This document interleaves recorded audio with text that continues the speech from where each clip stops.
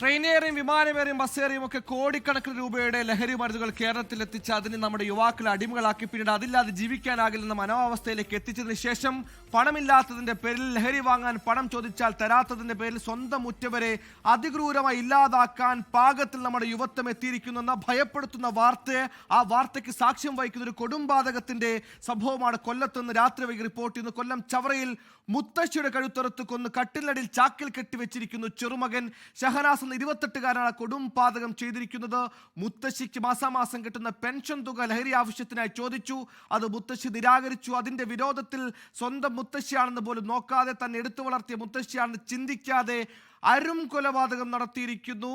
എന്താണ് ആയുധം ഉപയോഗിച്ചെന്ന് ഇപ്പോൾ വ്യക്തമായിട്ടില്ല. പക്ഷെ എന്തായാലും കഴുത്തിലെ നരം പറ്റുന്ന രീതിയിൽ വെട്ടിക്കൊലപ്പെടുത്തിയിരിക്കുന്നു. കഴുത്തറുത്തെടുത്തിരിക്കുന്നതിനു ശേഷം മൃതദേഹം ഒരു ചാക്കിൽ കെട്ടി കട്ടിലിനടിയിൽ സൂക്ഷിച്ചു വെച്ചൊന്നും സംഭവിക്കാത്ത പോലെ വീട്ടിൽ തന്നെ സ്വൈര്യവിഹാരം നടത്തിയ പ്രതി ഇതെല്ലാം കണ്ട് നടുങ്ങി വേദനിച്ച സ്വന്തം മാതാവ് ആത്മഹത്യക്ക് ശ്രമിച്ചിരിക്കുന്നു.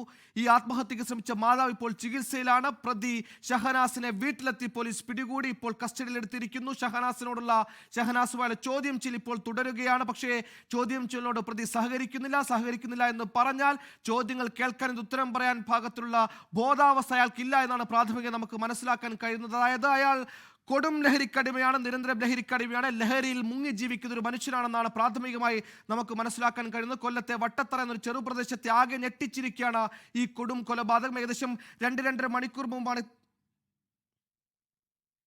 ഇപ്പോൾ നമ്മോടൊപ്പം കൊല്ലം DC പ്രസിഡന്റ് അരുൺ രാജ് നമ്മോടൊപ്പം ചേർന്നു. ശ്രീ അരുൺ രാജ്, ഇപ്പോൾ ഈ സംഭവവുമായി ബന്ധപ്പെട്ട് പ്രാഥമികമായി നമുക്ക് ലഭിക്കുന്ന വിവരം ലഹരിക്കടിമയായ ചെറുമകൻ മുത്തശ്ശിയെ കൊലപ്പെടുത്തിയെന്നാണ്. ഇതിനപ്പുറത്തേക്ക് ഏതെങ്കിലും വിവരങ്ങൾ ഈ ഘട്ടത്തിൽ ലഭ്യമാണോ? എങ്ങനെ കാണുന്നു ഇത്തരത്തിലുള്ള കൊടും പാതകൾ, പ്രത്യേകിച്ച് നമ്മുടെ യുവത്വം ലഹരിക്കടിമപ്പെടുമ്പോൾ? ഇത് ഇപ്പോ ഈ ചാക്കിൽ കെട്ടിയ അവസ്ഥയിലാണ് ഈ മൃതദേഹം കണ്ടെത്തിയത്. പോലീസ് പ്രതിയെ കസ്റ്റഡിയിൽ എടുത്തിട്ടുണ്ട്.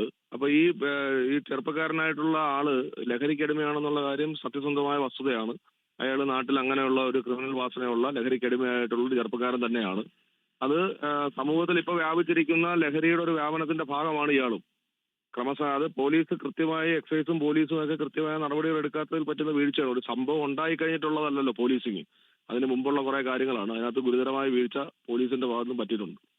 ഈ പറഞ്ഞ ചവറ വട്ടത്തറ പ്രദേശമൊക്കെ ലഹരി മാഫിയ പിടിമുറുക്കുന്നു എന്ന രീതിയിലുള്ള പരാതികളൊക്കെ നിങ്ങൾക്ക് നേരത്തെ ഉണ്ടായിരുന്നോ? കൃത്യമായ ഒരു മോണിറ്ററിംഗ് ഈ ലഹരി മാഫിയ പിടികൂടുന്നതിൽ പോലീസിന് വീഴ്ച ഉണ്ടാവുന്നുണ്ടോ?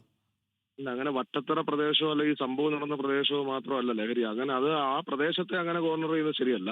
ആ പ്രദേശം അങ്ങനെയുള്ള പ്രദേശമല്ല. പക്ഷേ സമൂഹത്തിന്റെ എല്ലാ സ്ഥലത്തും ഉള്ള ലഹരി വ്യാപനം പോലെ ആ ഭാഗത്തും അത് ഉണ്ടായിട്ടുണ്ട്. അതിന് കൃത്യമായ രീതിയിലുള്ള ഒരു പ്രതിരോധം തീർക്കാൻ നമ്മുടെ പോലീസിനോ എക്സൈസിനോ കഴിയാത്തത് കൊണ്ടാണ് ഇപ്പോൾ അത് കൊലപാതകത്തിലേക്ക് എത്തിയത്. ലോകത്തെവിടെയായാലും ഏത് സമയത്തും 24 വാർത്തകളും ഓഗ്മെന്റഡ് റിയാലിറ്റി പാക്കേജുകളും എക്സ്പ്ലെയിനറുകളും വിശദമായി കാണാൻ ഞങ്ങളുടെ YouTube ചാനൽ നിങ്ങൾക്ക് സബ്സ്ക്രൈബ് ചെയ്യാം.